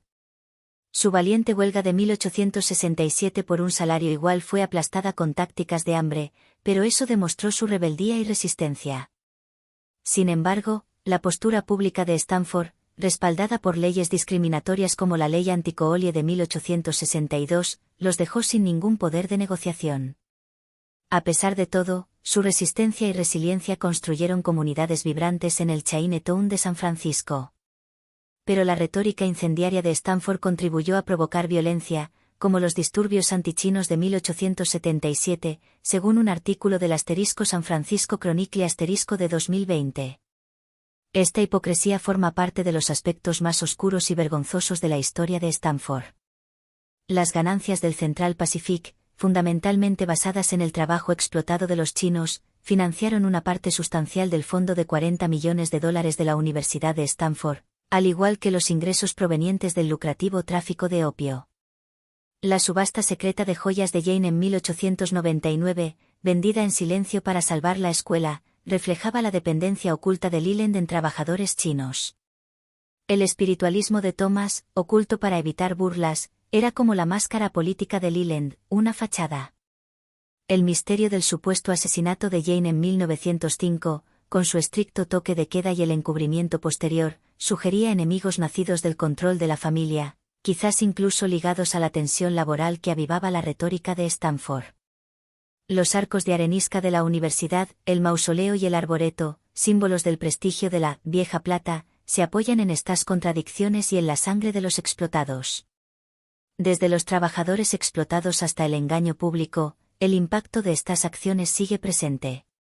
La postura antichina de Stanford ayudó a aprobar la Ley de Exclusión de 1882, que prohibió la inmigración china durante décadas y dejó heridas profundas en las comunidades. Su ferrocarril y su granja, construidos con el trabajo de ellos, impulsaron el auge de la universidad, que dio origen a gigantes tecnológicos como Google. Pero la hipocresía dejó una mancha que solo recientemente se ha intentado reparar con iniciativas como el Memorial Promontory de 2019 para los trabajadores chinos. Un artículo del Stanford Daily de 2021 pide cambiar el nombre de sitios del campus relacionados con el racismo de Stanford, reflejando su legado contradictorio, el de un constructor visionario que, a la vez, traicionó cruelmente a sus trabajadores. ¿Y cuál es la conclusión de toda esta compleja historia? La hipocresía de Leland Stanford, quien en 1862 criticaba abiertamente la inmigración china mientras, en secreto, utilizaba a miles de trabajadores chinos en sus ferrocarriles y granjas, fue una traición oculta diseñada estratégicamente para no perder su poder político. Esta historia, que muestra al gobernador como el que traicionó a sus propios trabajadores para beneficio personal, se entrelaza de manera inseparable en la saga de Stanford. Una saga que incluye ferrocarriles que unieron una nación, barcos de opio que mancharon una vasta fortuna, joyas vendidas en secreto para salvar un sueño, un hermano persiguiendo fantasmas, miles de trabajadores muriendo en la Sierra Nevada, Y una matriarca posiblemente envenenada. La doble cara de Stanford, al igual que las otras sombras que acechan en el legado de la familia, revela el alto costo de su meteórico ascenso de humildes comerciantes de la fiebre del oro a la cúspide de la aristocracia estadounidense. La próxima vez que vean el campus de Stanford o sigan las antiguas rutas del ferrocarril, piensen en esos trabajadores, hombres cuyo esfuerzo y sacrificio construyeron un imperio, solo para ser traicionados por el gobernador que los necesitaba desesperadamente.